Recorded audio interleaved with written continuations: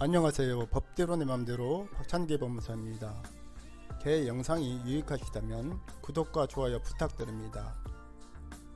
오늘 제목은 가압류 가처분 신청시 유의사항 두 번째입니다. 지난번 영상에서는 신청서 기재사항 중 관할과 당사자 기재에 대해 알아봤습니다.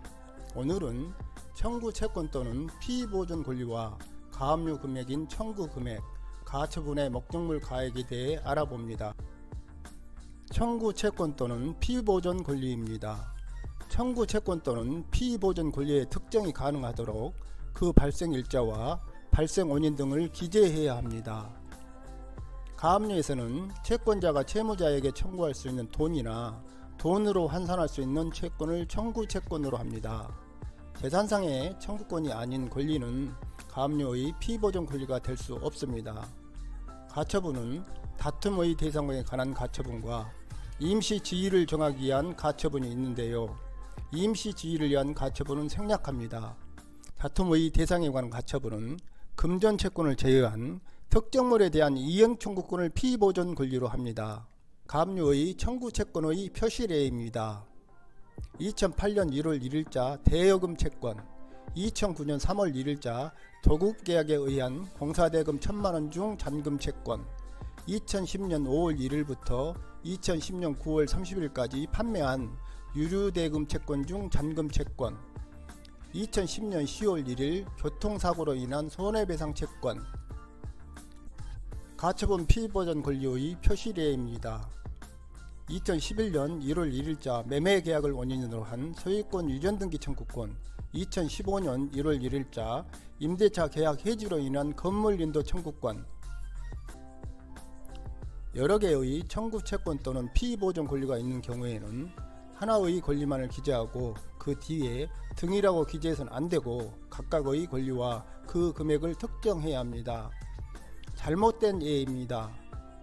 대여금 등 1000만원, 이자료 등 2000만원. 올바른 예입니다. 2011년 1월 1일자 대여금 500만원 및 2011년 6월 1일자 대여금 500만원, 이자료 1000만원 및 재산분할 청구 채권 1000만원. 일부 청구의 경우에는 전체 청구 금액과 그중 얼마의 금액을 일부러서 청구하는 것인지 특정해야 합니다. 예컨대 2010년 10월 1일 교통사고로 인한 손해배상 채권 1억원 중 일부 2천만원. 부동산 가압류에서 문제되는 것이 사회행위 취소 청구 소송입니다.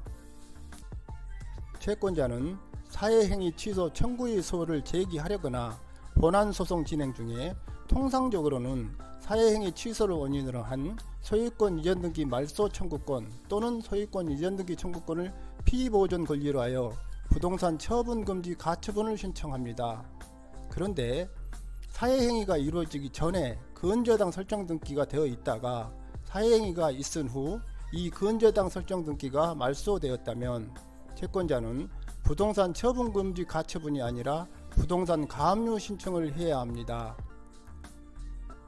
왜냐하면 사회행위 취소 청구 소송은 사회행위로 인해 바뀐 소유권의 명의를 본래의 소유자였던 채무자 명의로 되돌리는, 즉 업물 반환을 원칙으로 하기 때문입니다. 그런데 사회행위 이후 근저당 설정 등기가 말소되었다면 사회행위 이전에 맞춰진 근저당권 설정 등기의 피담보 채권을 빼고 그 나머지만 사회행위를 원인으로 취소할 수 있습니다.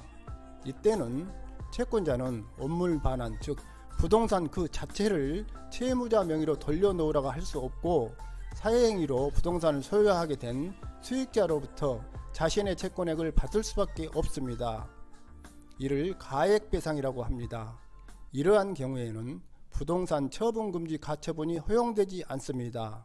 따라서 사회행위 이전의 근저당권 설정 등기가 사회행위 이후 말소되었다면 피보존 권리를 가액배상 청구권, 즉 채권자가 받을 돈을 청구 채권으로 하여 부동산 가압류를 신청해야 합니다. 가압류 청구 금액의 기재입니다. 여러 명의 채권자 또는 채무자가 있는 경우입니다. 채권자들의 채권이 분할 채권 관계인 경우에는 채권자별로 청구 금액을 나누어 표시한 후 그 금액의 합계를 청구 금액으로 기재하고 불가분 채권 또는 연대 채권 관계이기 때문에 채권자 각자가 청구 금액 전액을 구하는 경우 그 관계를 소명하고 여러 명의 채무자가 있는 경우에도 채무자들의 채무에 대해 채권자별로 청구 금액을 나눠 표시한 후 그 금액의 합계를 청구 금액으로 기재해야 합니다.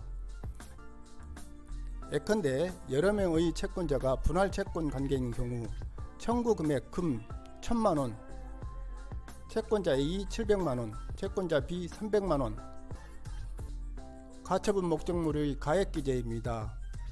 가처분 목적물의 가액은 일반적으로 시가 내지 실제 거래 가격 또는 이에 가장 근접한 가격으로 산정합니다. 토지의 경우 공시지가, 아파트의 경우 국세청 기준시가를 그 가액으로 합니다. 가액을 산출하여 기재하고 이러한 목적물의 가액을 확인할 수 있는 소명 자료를 첨부해야 합니다. 그런데 가처분 신청에 따른 등록면에서는 목적물 가액의 1000분의 2가 아니라 채권 금액의 1000분의 2라는 점을 유의해야 합니다. 오늘은 여기까지입니다. 감사합니다.